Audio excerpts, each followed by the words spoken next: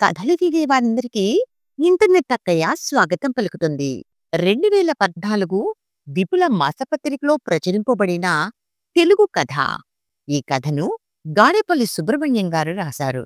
కథ పేరు అపాత్ర పింఛన్. మరిక కథ విందామా? జీవితం వైకుంఠపాళి. ఎప్పుడు నిచ్చెన్ని ఎక్కుతాము, ఎప్పుడు పాముకాటికి బలి అవుతాము ఎవరికీ తెలియదు. కపటంతో, స్వార్థంతో నిచ్చెన ఎక్కడం అనేది జరగదు.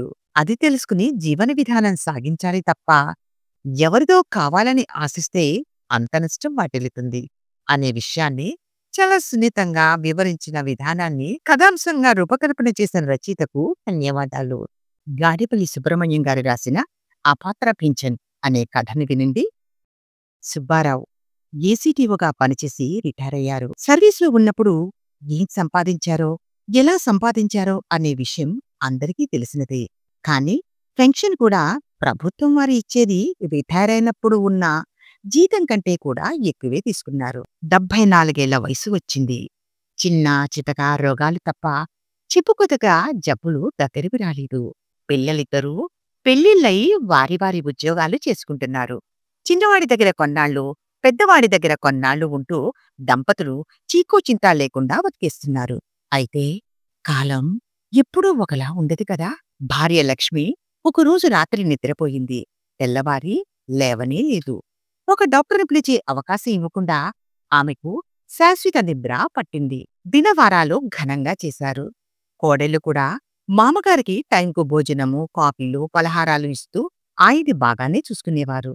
అయితే భార్య ఉన్నప్పుడు అవసరాలు కనుక్కుని చూసుకోవడం జరిగేది. అది ఇప్పుడు పోయి ఇప్పుడు అడగాల్సిన అవసరం వస్తుంది. భార్య పోయాక ఆయన ఆరోగ్యం కూడా అంతంత మాత్రంగానే ఉంటుంది. ఆ సమయంలో సుబ్బారావు దూరపు బంధువు కొడుకు 35 ఏళ్లవాడు అకస్మాత్తుగా స్కూటర్ యాక్సిడెంట్లో పోయాడు. అతని భార్య 10 ఏళ్ల కొడుకు ఉన్నాడు. ఏదో ప్రైవేటు కంపెనీలో పనిచేసేవాడు. ఆ కంపెనీ ఇచ్చిన డబ్బు పోయినప్పుడు కర్మల కోసం సరిపోయింది. వారికి సుబ్బారావు నెల నెలా ఓ 1000 రూపాయలు ఇచ్చేవాడు. ఆ డబ్బుకి ఈ ఖర్చు సరిపోతుంది. బంధువులు ఎవరికి తోచింది వారు ఇచ్చి ఆ కుటుంబాన్ని పీడిన పడకుండా చేశారు. అయితే ఇలా ఎంతకాలం చేస్తారు? సుబ్బారావుకి ఈ మధ్య రాత్రుల్లో సరిగ్గా నిద్రపట్టడం లేదు. అంతర్మథనం ఎక్కువయ్యింది. ఈ జీవితం ఏమిటి? ఎందుకు? దానికో అర్థం ఉందా? పునర్జన్మ ఉందా? పాపపుణ్యాల జమ ఉంటాయా? ఇటువంటి ప్రశ్నలకు సమాధానం వెతుకుతున్నారు. ఆధ్యాత్మిక పుస్తకాలు చదవడం, భక్తి ఛానల్, జిఆర్ స్వామి ప్రవచనాలు వినడం వంటివి చేసేవారు. అయినా ఆయనకు సమాధానాలు దొరకలేదు. ఒకరోజు ఉన్నట్టుండి ఒక ఆలోచన వచ్చింది. మళ్ళీ పెళ్లి చేసుకుంటే ఎలా ఉంటుంది అని. అయితే ఈ ఆలోచన వెనుక స్వార్థం లేదు. తనకి 25,000 వరకు పెన్షన్ వస్తుంది.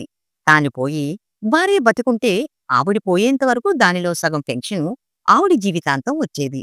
ఇప్పుడు ఆవిడ పోయింది కాబట్టి తాను పోతే ఆ పెన్షన్ పూర్తిగా పోతుంది. తను ఉండగా వేరే పెళ్లి చేసుకుంటే తను పోయాక ఆవిడికి సగం పెన్షన్ వస్తూ ఉంటుంది.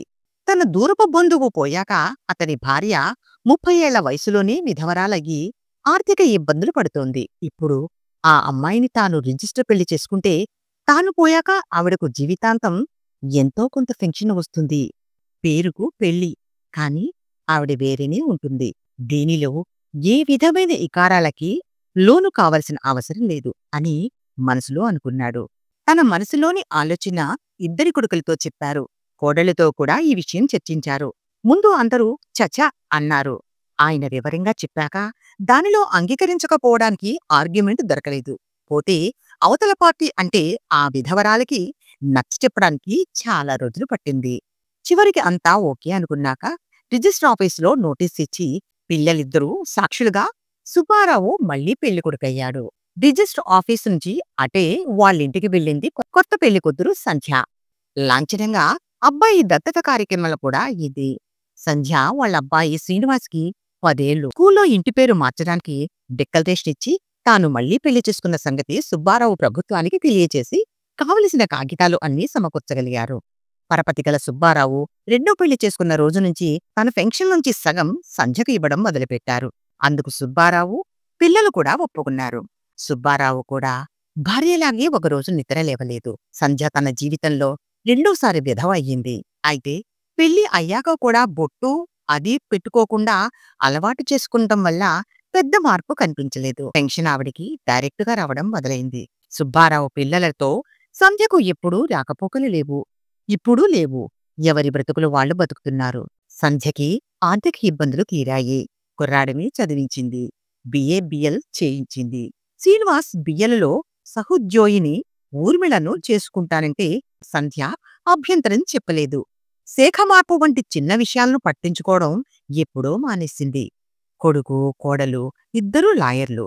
ఇద్దరూ రెండు చేతులు సంపాదించకపోయినా హాయిగా బ్రతకడానికి సరిపడా సంపాదిస్తున్నారు. ఇంతలో సుప్రీంకోర్టు తీర్పు ఒకటి వచ్చింది. రెండో భార్యకు కూడా భర్త సంపాదన మీద హక్కు ప్రసాదిస్తూ సుబ్బారావు గారి పిల్లలు, శ్రీనివాస దంపతుల ఆర్థిక స్థాయి కన్నా ఎక్కువ రెట్లు పైనున్నారు. ఆయన ఆస్తిని అనుభవిస్తున్నారు. ఒకరోజు ఊర్మిళ శ్రీనివాసులకు జీవితాన్ని మార్చేస్తే ఓ ఆలోచన వచ్చింది. సుబ్బారావు ఆస్తిలో వీళ్ళకి కూడా వాటా ఉండాలని. ఈ ఆలోచన విషయం సంధ్యకు చెప్పకుండా సుబ్బారావు ఇద్దరబ్బాయిలకి నోటీసులు జారీ చేశారు. ఊర్మిళ, శ్రీనివాసులు. ఈ నోటీసులు చూసిన సుబ్బారావు అబ్బాయిలు, కోడళ్ళు అవాక్కైపోయారు. చట్టపరంగా సంధ్య సుబ్బారావు విధవ భార్య అన్న విషయం ప్రభుత్వం నిర్ధారించింది. కానీ ఆస్తిలో వాటా అడగడం ఎంతవరకు సబాబుగా అనిపించి నోటీసులిప్పించిందో అడగడానికి సంజయ్ ఇంటికి వెళ్లారు సుబ్బారావు గారి కొడుకులు, కోడళ్ళు.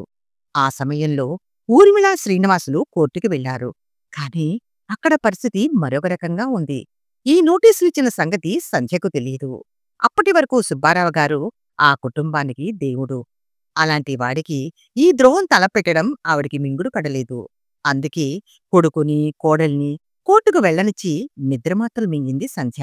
సుబ్బారావు గారి అబ్బాయిలు తలుపు తడుతూ ఉంటే ఎంతకూ తలుపు తీయలేదు. ఇరుగు పొరుగువారు వచ్చి తలుపులు బాదినా లాభం లేకపోయింది.